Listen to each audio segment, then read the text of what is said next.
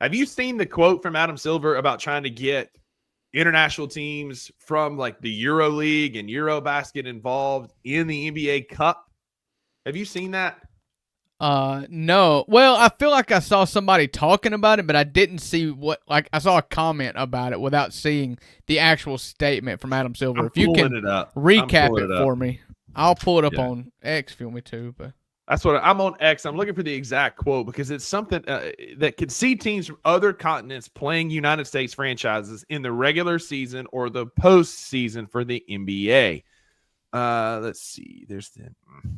I'll pull it up. But basically, like Adam Silver is doing everything to fix the NBA, except actually trying to make the NBA a watchable commodity for people when it's a highlight league, and he's not trying to make it easy for the average fan to be able to find it. And here it is. So Adam Silver says we have something called the NBA Cup. If you want me to pull it up. I'm just going to read it off right here. You could imagine teams from Europe, potentially Africa, competing in the tournament. You could possibly see teams coming into our playoffs, top seeds from other leagues. The European League could pull existing successful clubs to build its membership. Silver said this summer he reportedly met with Real Madrid about potentially joining the league, and the interest may be mutual given the club's foray into American sports with its agreement to host an NBA game or NFL game this season. So, like, what are we doing? Like, you want to get other teams to compete in the NBA Cup, taking away the opportunity for local teams to be able to play in that, taking away home games from local teams. You already taken away one of mine. I got a half-season pass, and they took away one of the games, and they gave me a preseason game. I do get to go on October the 11th for the Hawks game. But he's doing everything he can to just ruin the NBA product and firmly supplant Rob Manfred as the worst commissioner in all of sports. Well, listen, the NBA is the most global sports brand there is outside of, like, FIFA, like soccer. And even then, they are divided into many different groups, you know, whether it's Bundesliga or La Liga or the Premier League, like all those European, you've got your own. Ligas. NBA, as an American product, is the most global brand that we have. You see the NFL trying to get into going and playing games in Europe and South America and Central America and the whole thing, and I get on a base level, I think I understand that. I don't like it because I'm so pro the home fan that I don't want to take games away from home fans. But I get that. That is expanding your market or your visibility, expanding your brand, allowing people from other countries to pay for League Pass, to buy merch. I get that. I don't understand incorporating, making NBA like a what is it? Euro Cup. Euro Cup in soccer or even in basketball for that matter. It's where all the different leagues play each other and they have a battle for Europe or whatever.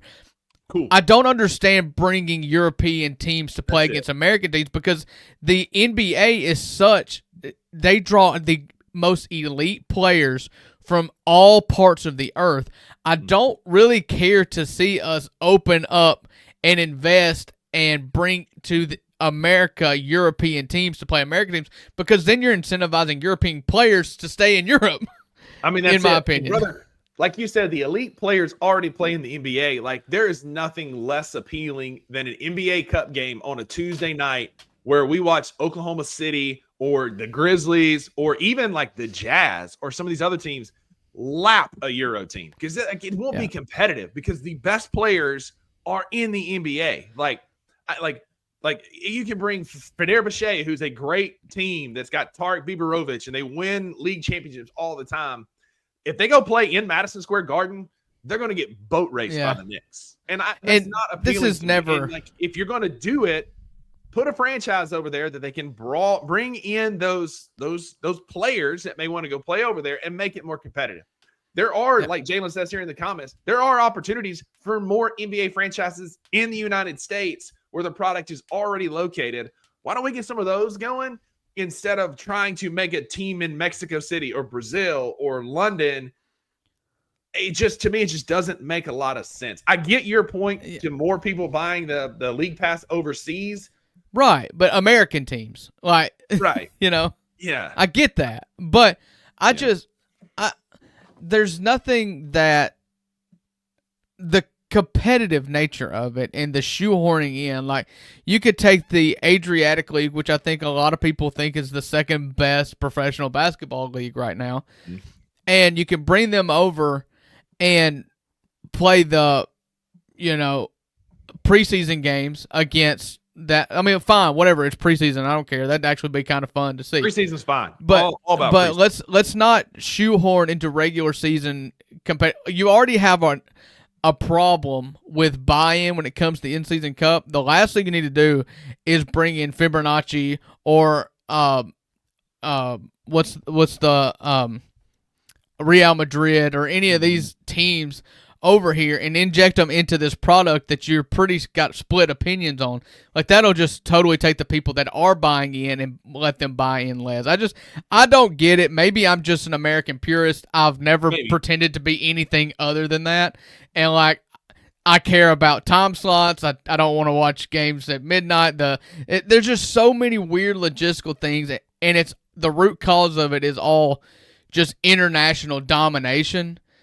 When you've got some real markets here in the U.S., like I don't remember who said it. I think it was maybe Jared or Jalen. Oh, Jalen said you don't want to expand into America but go into Europe. You've got so many markets like Seattle and Vegas and just go down the list. You could go so many different markets. You could expand in the U.S. to 60 teams and have it make more sense to me than having an Adriatic team that you have to fly out there and spend a whole week out there playing 2 to 3 games because the NBA schedule is too tight of a window to get back and forth on a regular basis. And if we're literally talking about postseason, which is what the quote is, coming, you could possibly see teams coming into our playoffs, top seeds from other leagues. Drew, imagine with me, you're Oklahoma City, you're number 1 seed, right? We're college football junkies. That's what we do, right? So you got Ohio State as the number 1 team in the country right now, right? Let's say they finished number 1, and in a 16-team playoff that we ultimately are going to expand to, let's go ahead and put Kennesaw State in there for them to play. Let's go ahead and put in Ferris State in there for them to play as the first seed, because we're going to bring them over from Division 2 because we're trying to expand our brand here. Ohio State's going to beat them 175-0 in Columbus. Yeah. Well, unfortunately, that happens anyways. But I mean, it does, but I'm talking about in postseason play. Yeah. Like, it happens in the regular season. And again, if they want to do this in preseason, have fun, go nuts. But you're going to bring them into the playoffs, and that's going to take away a team that earned it from the NBA to be there. For Oklahoma City to go 4-0 as the number 1 seed in the Western Conference against Fenerbahce, and each game is 175-30. Like, it's going to be like, it'll be like the opening round of, like, if you watch like early women's college basketball when South Carolina beat South Carolina State 106-12, that's what it'll be in the NBA playoffs. Well, the only thing that I could see, like if Adam Silver came to me and said, figure out a way we can incorporate these European champions into postseason play, this is what I would say. All right, right now, you've got 16 of the 30 teams that make the playoffs. 14, well, actually, you've got 20 of the 30 teams that make the play-in or the playoffs. Playoffs, yeah.